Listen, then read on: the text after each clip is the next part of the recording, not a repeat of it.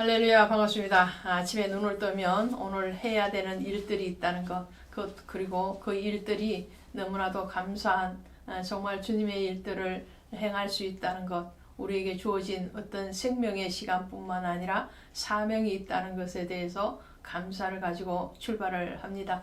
2023년 이제 1월 달도 거의 중반을 지나가고 있습니다. 이 1월이 정말 날마다 매일매일이 호흡하는 그 순간순간마다 감사가 되어진다면 올 연말이 되어서도 그 감사의 결실은 더 할 수 없는 복으로 우리에게 오지 않을까 싶습니다.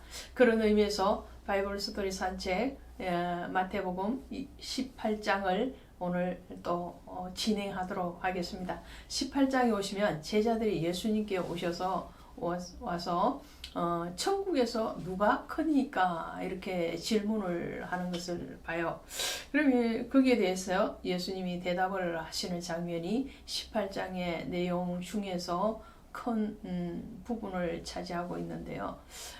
제자들의 이 질문을 통해서 우리는 하나는 정말 다행스럽다라는 것을 알게 되고요. 또 하나는 안타깝다라는 마음이 들게 됩니다. 무엇이 다행스러운가 하니까 이제 제자들의 그 시선, 그 마음이 천국을 향하여 가고 있다라는 거죠. 천국에 대한 관심을 가지고 있게 되는 겁니다. 이전에는 계속적으로 땅의 것, 육신의 것에 치우쳐져 있었던 삶이었다면 이제 이 마태복음 중반을 지금 지나고 있잖아요. 이럴 때쯤 돼서 제자들이 예수님이 그렇게도 알기를 원하셨던 그 천국에 대해서 관심을 가지게 되었다라는 것이 참 다행스럽다라는 그런 생각이 들게 하고요. 또 하나 안타까운 면은 그러함에도 불구하고 그 천국에 대해서 아직 이해가 되어지지 않고 있다라는 거죠. 그래서 그들의 질문은 천국에 대해서 의문을 가지고 그리고 궁금증을 가지고 다가가고 있지만 거기에서 누가 크니까 여전히 땅의 개념으로 가고 있는 것을 봐요. 천국에는 그 누가 크고 낮고의 개념이 아니에요. 근데 오늘날도 많은 성도님들이 이 천국의 개념을 거기서도 여전히 고래등 같은 그런 집을 짓고 사는 사람이 있는가 하면 초가집, 움막집, 어떤 엉터리 같은 간증을 들으면요, 자기가 천국에 갔다 왔는데 목사님들은 다 움막집 같은데 살고 있더라. 뭐 이런 말을 하잖아요. 이게 정말 경각심을 가지라는 그런 소리로만 들으면 좋겠지만 그런 엉터리 말은 없는 것 같습니다. 자, 이 땅에서 주신 사명을 잘 감당해야 되는 것은 마땅하지만 그렇다 할지라도 거기에서 천국에서도 큰 집 있고 작은 집 있고 높은 관직 있고 낮은 관직이 있다면 그건 불공평하잖아요. 그건 이미 천국이 아니지 않습니까? 천국에는 대문도 없고 천국에는 해도 없고 달도 필요 없다고 그랬어요. 왜냐? 어린 양이 바로 해가 되시고 빛이 되시고 거기에는 도둑도 없고 거기에는 강도도 없고 눈물도 없고 거기에는 고통도 없기 때문에 그런 거죠. 자, 천국은 그야말로 누림이에요. 평안이에요. 그 천국에 대해서 제자들도 아직도 세상적인 관점에서 누가 크겠습니까? 이렇게 말해요.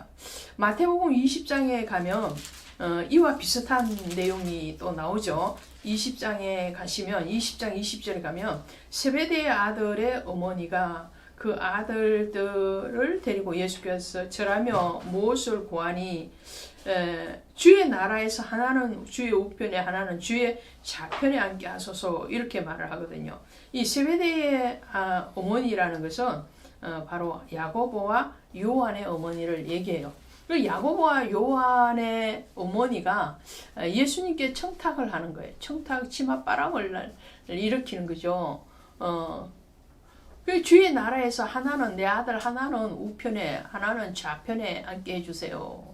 좌의정 우의정하게 해주세요. 뭐 이런 말이 그잖아요. 근데 주님은 거기에 대해서 뭐라고 말씀하시냐면 이 주의 나라는 주의 나라는 섬김의 나라다. 인자가 온 것은 섬김을 받으려 함이 아니라 도리어 섬기려 하려 왔다라고 말씀하시면서 너희가 내가 마시는 잔을 너희가 마실 수 있느냐 이렇게 도로 물으시거든요.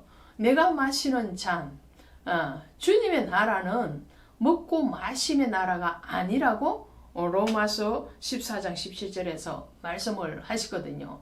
그런데도 불구하고 내가 주는 잔을 내가 마시는 잔을 너희도 야고보도 요한도 마실 수 있느냐라고 되묻으시는 거. 그 잔은 뭐예요?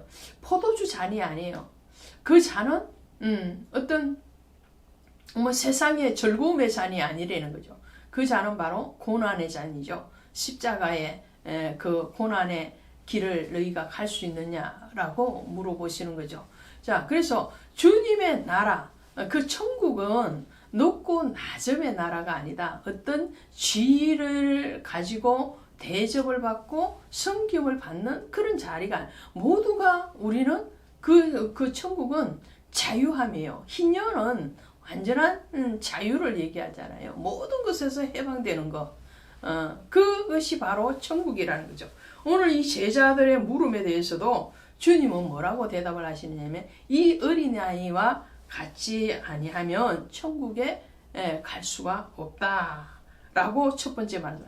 천국에 들어가고 못 들어가고의 문제다. 그래서 천국에 들어가고 못 들어가고의 결정은 어디에서 나느냐면 이 땅에서 나는 거예요.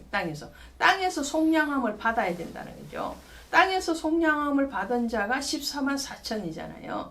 그래서 그 천국에 들어갈 수 있는 사람은 이 땅에서의 신앙으로 결정이 되어지는 것이고, 두 번째로 그 천국은 에서 큰 자는 누구냐? 어린아이와 같은 자다라고 말해요. 이 어린아이가 중요하죠. 이 어린아이라는 것은 정말 우리 육신적으로 어린아이 5살, 6살 이런 상태를 얘기하는 것이 아니고요.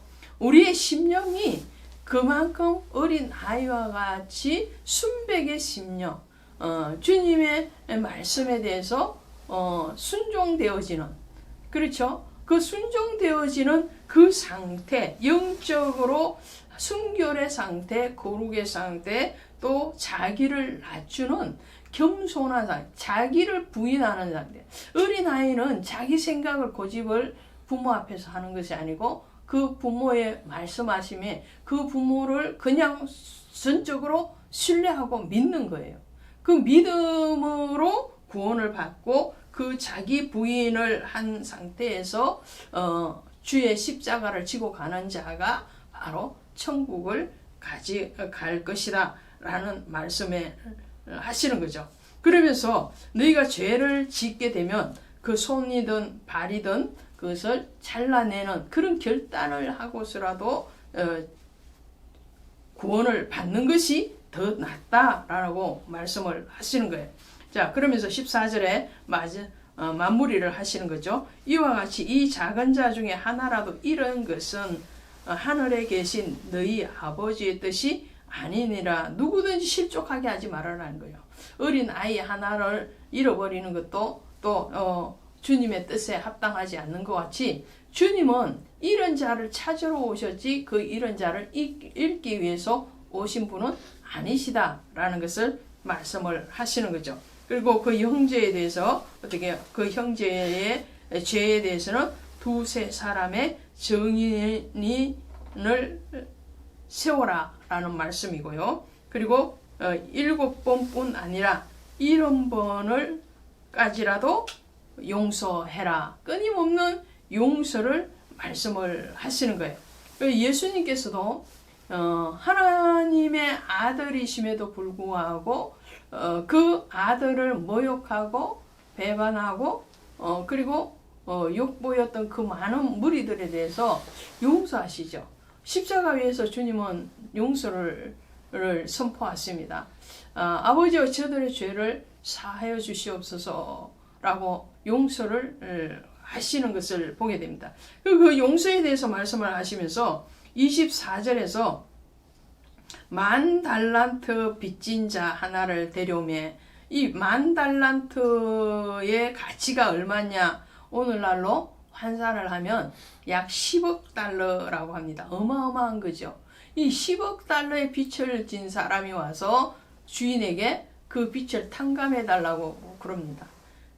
그 주인은 그 종의 형편을 봐서 불쌍히 여겨서 그 빚을 탕감해 주죠. 근데 이 10,000달란트 빚진 자가 자기에게 100데나리온 빚진 자를 용서하지 않는 사건을 지금 나타내고 있어요. 그럼 이 10,000달란트의 빚진 그 상황, 그 사람은 누굴까요?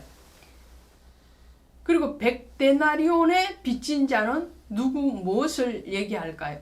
이 10,000달란트의 빚진 자는 우리가 갚을 수 없는 빚이에요. 우리가 도저히 갚을 수 없는 빚, 그 빚은 바로 생명의 빚이요. 그 빚은 바로 구원의 빚이죠. 주님께서 우리를 위해서 그 자신이 십자가 위에서 죽으심으로 우리를 구속하신 그 구원의 생명의 빚에 대해서 10,000달란트라고 표현을 하는 거예요. 우리는 우리의 어떤 행실로 우리의 어떤 선함으로 구원을 받은 것이 아니고 갚을 수 없는 그 은혜로 구원을 받았다는 거예요. 그런데 우리가 구원을 받았음에도 불구하고 구원받은 자가 세상 가운데 살아갈 때에 우리에게 빚진 자, 100데나리온 같은 빚을 진 자를 용서하지 못한다면 주님도 우리에게서 다시 한번 생각을 하실 것이라는 거죠. 그 100데나리온은 뭔가요? 우리의 삶 속에서 맺어지는 그런 빚됨이죠. 물질의 빚이 될 수도 있고요. 또 사랑의 빚이 될 수도 있겠죠. 거기에 대해서 우리가 생활 속에서 일어나는 그 일들에 대해서 용서하지 못한다면 근본적으로 우리의 구원받음에 대한 은혜를 헛되이 받는 것이 아닌가라는 것을 말씀을 하시는 거죠.